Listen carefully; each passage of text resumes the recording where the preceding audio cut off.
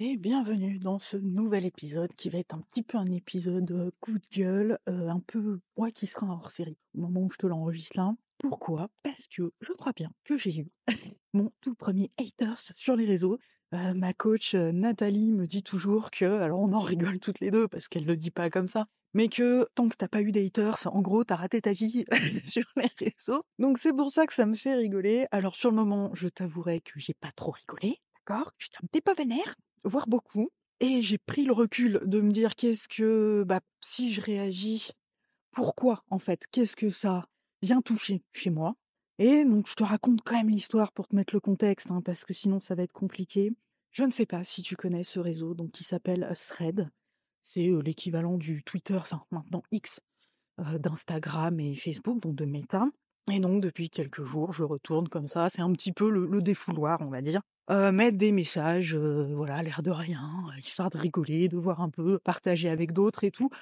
Et c'est un réseau qui peut avoir un «intérêt» entre guillemets, mais plus, défouloir et pas du tout, pour moi comme, un réseau purement professionnel et qui a quand même un avantage certain, c'est que tu pas obligé de publier, avec, des jolies images, avec tout ça. Tu peux y aller, ouais, vraiment comme Twitter, quoi. Enfin, c'est plus Twitter, mais comme Twitter et je mets un message, un mardi soir en sachant que mes épisodes de podcast sortent le jeudi pour, dire: «Bah, voilà, est-ce que, ça fait de moi une mauvaise podcasteuse si j'ai toujours pas, enregistré et monté mon épisode qui sort jeudi?» donc quand même à 24 heures, quoi.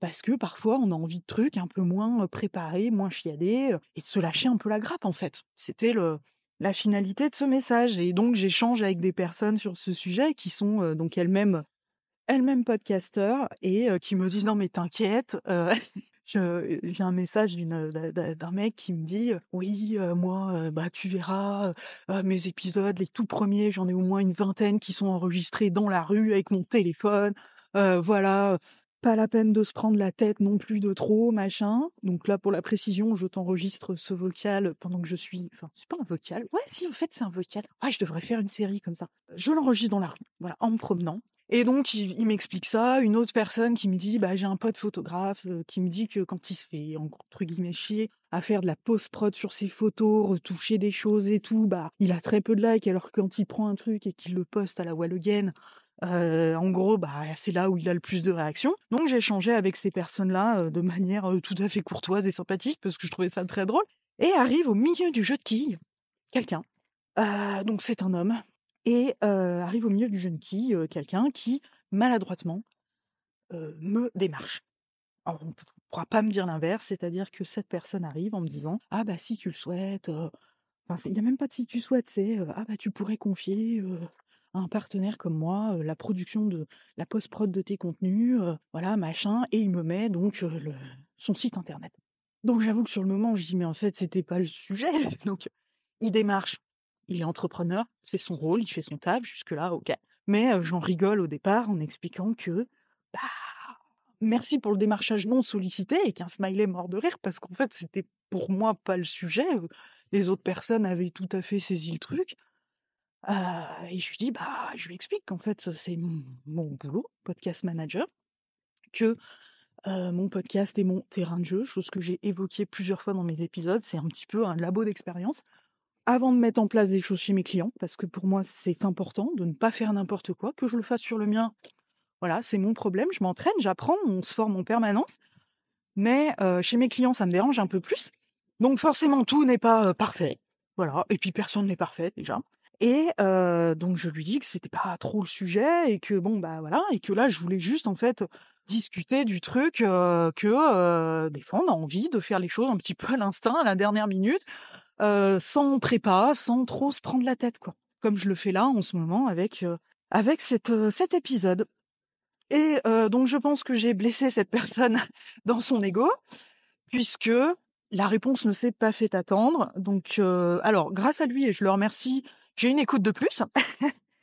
Je ne sais pas s'il a écouté plusieurs de mes épisodes, mais en tout cas, il a écouté un épisode et il a eu cette réponse en me disant: «Effectivement, tu n'as pas besoin d'un partenaire comme moi. Réverbération du son dans ta pièce, voilà, générique avec, musique, saturée, donc effectivement, non, tu n'as pas besoin de moi, donc voilà, hein. jugement, tout ça, et qu'il parlait bien de partenariat et non de prestation. Donc pour moi, j'y prends un sous-entendu de bah, je vais t'aider gratuitement, alors qu'il est entrepreneur. On va pas mégoter sur les mots. C'est pas gratuitement. Donc si lui, il appelle une collaboration ou un partenariat, ce n'est pas une prestation. Si, ça reste une prestation d'une manière ou d'une autre. Mais pour moi, dans le message qu'il a mis, le sous-entendu, c'était qu'en gros, il allait m'aider gratuitement en tant que partenaire. Peut-être qu'il y aurait eu un échange de compétences, je ne sais pas. Mais bon, visiblement, d'après lui, je n'ai pas de compétences en audio.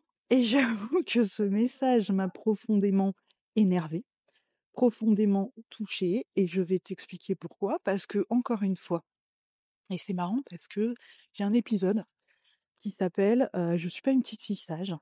Et donc, dans cet épisode, j'explique que pendant des années, j'ai fermé ma bouche, que c'est un petit peu sociétal aujourd'hui, que les femmes, franchement, le féminisme, les gars, on a encore de l'avenir devant nous, hein, de combat, mais que c'est un truc que malheureusement, certains hommes, et je dis bien certains, pas tous, font régulièrement, de rabaisser les femmes.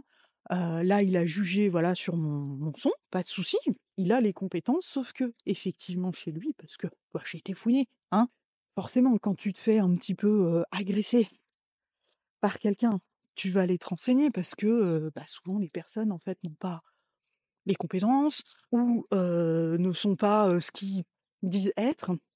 Et donc oui, cet homme a effectivement un studio chez lui. Donc bah, je peux pas rivaliser avec ça. Je n'ai pas de studio d'enregistrement chez moi. Il a un studio chez lui. Il a une tablette, enfin des tables de mixage de fou, du matériel de fou, parce que ça fait partie de sa formation et de sa passion et que c'est quelque chose qu'il exerce depuis bien plus longtemps que moi. On n'est pas au même niveau, certes.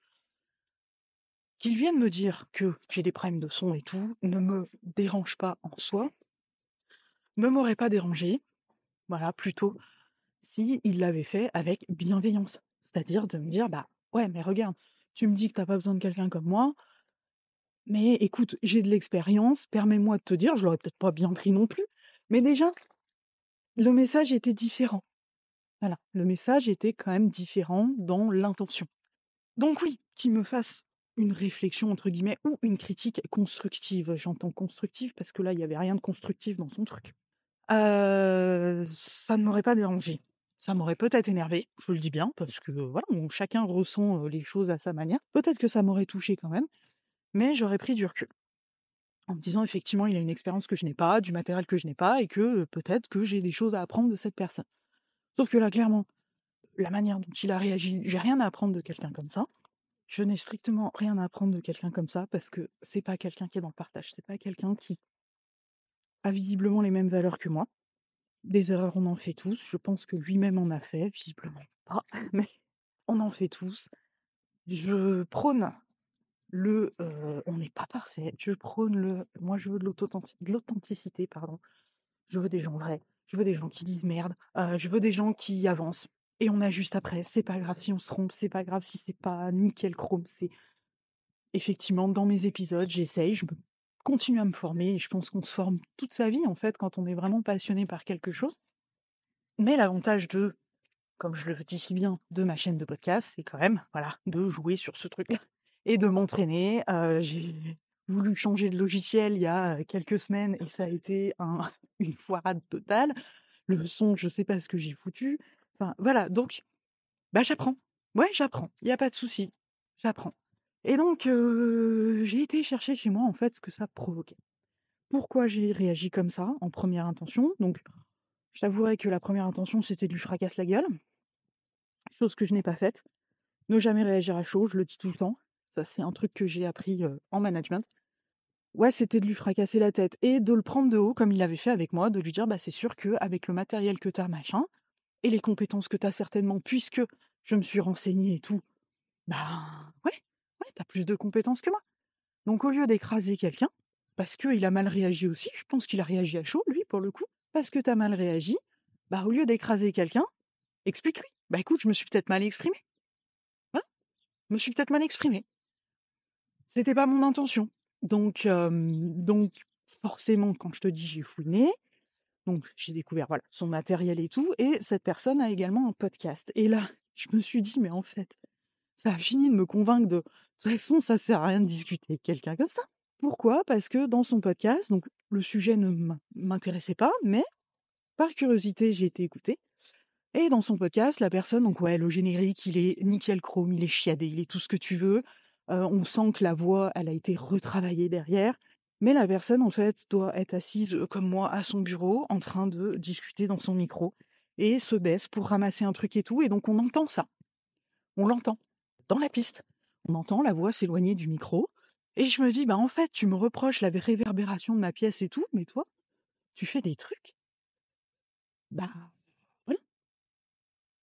Ouais, moi aussi, ça m'arrive des fois de pas être en face. Ouais. Et je me rends compte quand je me réécoute, bon bah tant pis, c'est pas grave, ça fait partie de l'authenticité que je veux mettre derrière mes valeurs parce que je suis comme ça, bah ouais, je suis pas toujours tout bien. Donc c'est vrai que je m'en suis amusée intérieurement à me dire: «Je vais faire un post en disant: "Bah ouais, je vais m'excuser auprès de tous mes clients parce que" alors j'ai de très bons retours, je fais peut-être pas, tout parfaitement comme lui pourrait. En tout cas, les personnes avec lesquelles je travaille, sont et je parle bien de travail puisqu'il y a un échange financier, sont contentes. Le résultat leur plaît, c'est vraiment le principal. Là, tu vois, au moment où je t'enregistre cet épisode, juste avant, j'ai retravaillé parce que j'ai cherché en fait, j'étais pas contente de moi sur un truc pour un générique pour une cliente et bah, j'ai trouvé la passerelle pour pouvoir faire ce que je voulais. Ça m'a pris du temps, je l'ai cogité longtemps. J'ai fait énormément de recherches pour trouver comment faire, voilà, avec le logiciel que j'utilise. Donc si j'étais, selon lui, quelqu'un qui, bon, visiblement, n'est pas aussi performante, ouais, carrément, je l'admets, mais je me prendrais moins la tête, quoi. Clairement, je me prendrais moins la tête donc qu'est-ce que c'est venu toucher chez moi? Bah, encore une fois, ce côté, les hommes se croient tout permis, cette personne a plus d'expérience que moi et m'a prise de haut parce que, voilà, j'ai osé, putain, j'ai osé le prendre à son propre jeu et lui dire qu'en fait, il était en train de me démarcher, chose qui est une réalité, mais d'après lui, non. Et il le fait avec d'autres puisque, l'avantage de Thread, c'est que ce truc, garde tout. Donc tu découvres plein de choses, quoi, comme ça, juste en allant sur le profil de la personne. Donc en fait, je me dis: «Mais ça a touché ça chez toi, le fait qu'on te rabaisse encore une fois, le fait qu'on te dise: "Bah, toi, pauvre petite nana, tu n'acceptes pas un partenaire comme moi"?» Donc visiblement, bah, si tu veux son nom parce qu'il a l'air de bosser gratos, je peux te le donner, hein, pour toutes les personnes qui négocient mes tarifs, je vous en prie, j'ai quelqu'un sous le coude. Mais ouais, c'est vraiment, je pense et non, c'est pas je pense, c'est vraiment venu toucher ça chez moi.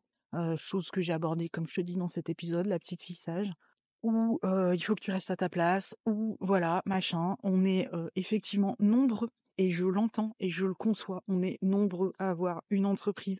On est nombreux alors certains se déclarent experts alors qu'ils ont jamais, touché alors si je prends mon milieu à moi, hein, du podcast, ils se déclarent experts du podcast alors qu'ils ont pas eux-mêmes un podcast. Moi, perso, ça me pose un problème d'éthique. Parce que, bah, comment tu peux parler podcast? Comment tu peux voir les techniques de montage? Comment tu peux te rendre compte, en fait, des différences de son avec les matériels, avec les réglages, si toi-même, tu n'expérimentes pas la chose? Après, c'est ma vision. Je suis comme ça. Tu as beaucoup de personnes qui se déclarent coach business, et qui ont une entreprise qui a, quand tu regardes sur le numéro de sirène, qui a 3 mois, qui a été déclaré il y a 3 mois. Et avant ça, ils ont été, salariés, donc n'ont pas, entre guillemets, «eu de business à développer», donc ouais, ça aussi. Oui, malheureusement, il y a beaucoup d'arnaqueurs. C'est vrai. C'est vrai, l'appel de l'argent, l'appel de ce fameux argent facile qu'on peut se faire en ligne. Bien sûr qu'il faut se renseigner, bien sûr qu'il faut faire attention avec qui on va collaborer, que ce soit un prestataire que tu recrutes ou un client avec lequel tu vas travailler. Donc ouais, tout ça sont des aspects quand même à prendre en compte. Je l'entends. Après, on débute tous quelque part. Enfin, je suis désolée, quand je suis arrivée chez McDo, je ne savais pas faire des frites et des Big Mac, ok? J'ai tout appris sur le tas. On débute tous quelque part. Plutôt d'écraser les gens, et ça, c'est une vision aussi que j'ai développée chez McDo en management. J'avais malheureusement des collègues qui, pour se sentir exister en tant que responsable, avaient besoin d'écraser les autres et notamment bah, les personnes qui étaient hiérarchiquement en dessous d'eux. C'est malheureux, mais ouais, il y a des gens qui ont besoin de ça, de poser les couilles sur le front des autres pour se sentir meilleur, supérieur, parce qu'ils ont l'expérience, parce que je pense que lui a été clairement blessé dans son ego, que je l'ai pris, que j'ai vu clair dans son jeu. J'ai vu clair dans son jeu, parce que oui, ça fait 2 ans, moi, que je me fais démarcher. Je sais qu'il n'est pas venu là en me balançant son site internet pour la gloire. Voilà. Et que de jouer sur le mot de je te parle bien de partenariat, parce que oui, il faut toujours préciser avec les gens, et je parlais pas de prestation. En fait, tu me parles de quoi? Si tu me proposes de monter mes contenus à ma place, on va pas jouer sur les mots. C'est bien une prestation. Tu me proposes de travailler à ma place mes contenus, de me donner la voix de Beyoncé, puisque visiblement, voilà, ça ne va pas. Alors que toi-même, il y a quand même quelques petites erreurs qui, moi, ne m'auraient pas dérangé si il n'était pas venu me prendre la quiche là-dessus, d'accord? Oui, il se baisse ramasser un truc pendant qu'il enregistre son épisode, et alors? C'est la vie, quoi. Enfin, ça me choque pas. Sauf que ne viens pas reprocher aux autres ce que tu ne t'appliques pas à toi-même. Gros principe de vie que je vous conseille d'appliquer, parce que souvent, quand on se sent touché par quelque chose, quand on réagit, voilà, les émotions, et je remercierai Anne-Laure pour ça, qui dit toujours que, alors elle emploie pas, elle le dit pas dans ces termes-là exactement, mais elle explique souvent, donc elle est coach parentale, et elle explique souvent qu'en fait, les enfants, s'ils ont un comportement ou une émotion, c'est qu'il y a forcément quelque chose derrière. Et c'est vrai. Si on ressent de la colère, si on ressent, la tristesse, c'est facilement identifiable, le pourquoi, mais la colère, tout ça, cette culpabilité, cette rancœur, le fait que là je me sois sentie rabaissée et tout, oui, bien sûr, ça a fait écho chez moi à j'en ferai peut-être un épisode, donc c'est des choses qui sont très très personnelles, je suis pas sûre d'en parler, mais ça fait écho chez moi à des hommes ont voulu me rabaisser, que ça soit dans le pro ou dans le perso, et c'est quelque chose sur lequel je réagis très mal, très très mal. Donc c'est venu toucher ça chez moi, puisque là on me rabaisse sur mon côté pro, que ça remet en cause ma légitimité, ça a ressorti un petit peu mon syndrome de l'imposteur, sur le fait que ouais, j'ai peut-être pas la technique que lui il a. Donc je te le répète, hein, si tu veux, pour toutes les personnes qui m'écoutent aujourd'hui, qui ne me connaissent pas, ou celles qui me connaissent et qui voudraient un prestataire gratuit, enfin un partenaire, puisqu'il appelle ça un partenariat. Je peux te donner son nom. Par contre, vu la réaction de cette personne, je ne pense pas, en tout cas moi, que j'irai travailler avec quelqu'un comme ça, quelqu'un qui prend de haut. Donc, il était certainement lui aussi, de son côté, touché sur un truc. Probablement. Je n'en saurais pas plus parce que j'ai réagi au final à ce message d'une manière polie et courtoise en lui disant que je le remerciais de son retour et de ses encouragements pour la suite. Et je me suis arrêtée là. Mais ouais, j'ai réussi ma vie d'entrepreneur sur les réseaux. J'ai eu mon tout premier hater, je crois bien.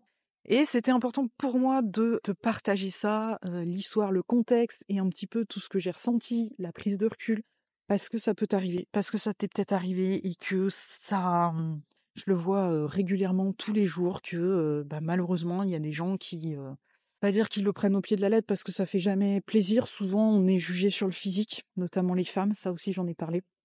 Et ça vient toucher chez nous des choses, ça nous rabaisse, c'est pas agréable, et que j'ai pas envie de dire qu'il y a de bonnes ou de mauvaises réactions, pas du tout, parce qu'on réagit comme on réagit sur l'instant, avec l'état d'esprit qu'on a à ce moment-là, avec voilà, nos émotions du moment, parce que peut-être qu'il nous arrive un truc le matin même.